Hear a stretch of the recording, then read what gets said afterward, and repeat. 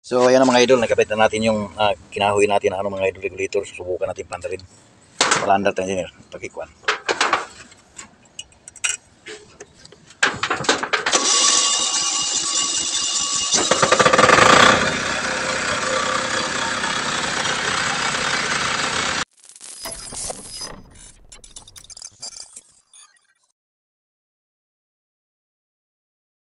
Oh. Starter mga siguro gyapon.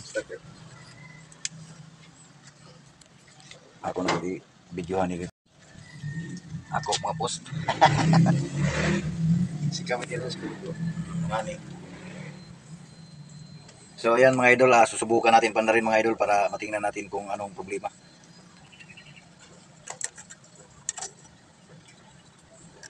Testing na sir. Hindi naman.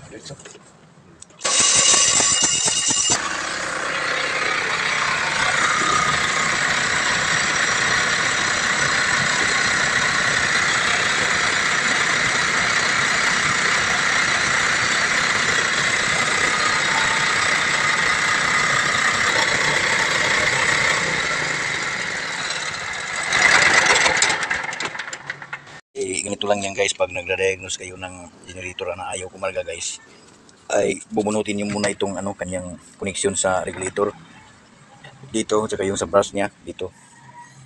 Ngayon nakuha natin na reading kanina guys dito sa brush ay 90 point something na resistance niya, ohms. Pero ang kanyang regulation talaga guys sa kanyang resistance ohms sa resistance reading talaga sa normal na armature reading niya is nasa mahigit lang yan guys, 60 to 70 guys, yan lang. So ibig sabihin mataas siya sa reading guys nung may brush pa siya, tapos nung kinuha natin yung brush na dito natin itunutok sa kanyang slip ring ay okay naman siya guys, nasa 60 plus lang ang kanyang resistance ohms. So ibig sabihin guys, may problema dito sa kanyang slip ring, baka madumi na ito guys, kasi yung brush niya ay naman okay naman ito, mahaba pa naman ito, lalapat pa naman siya, kaya lang siguro ay marumi na itong slip ring, kaya pandarin natin ito ulit at lilihaan natin. Kasi ito namang guys, ito namang sa kanyang exciter winding okay naman siya, mayroon siyang 1 point something na resistance ohms. Din sa kanyang dito rin sa kanyang output okay naman, mayroon naman, hindi naman naka-connect sa ground, so ibig sabihin walang grounded.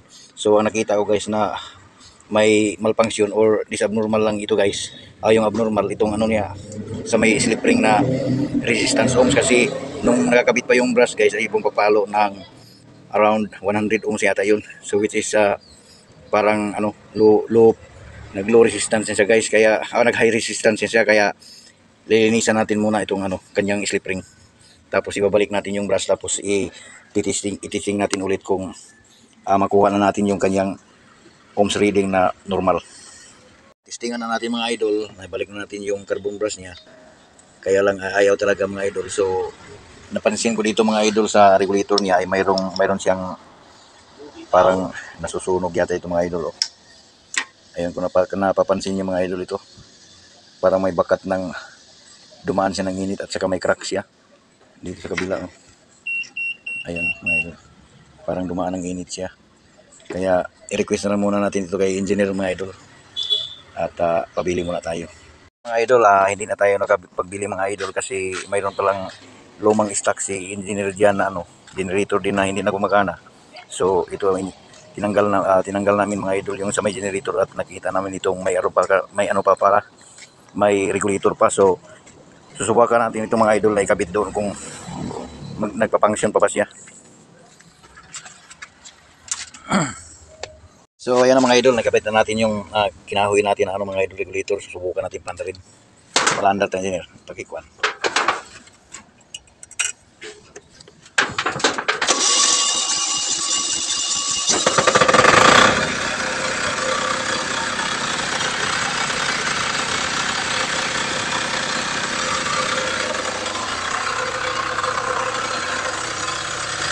So okay na siya mga idol.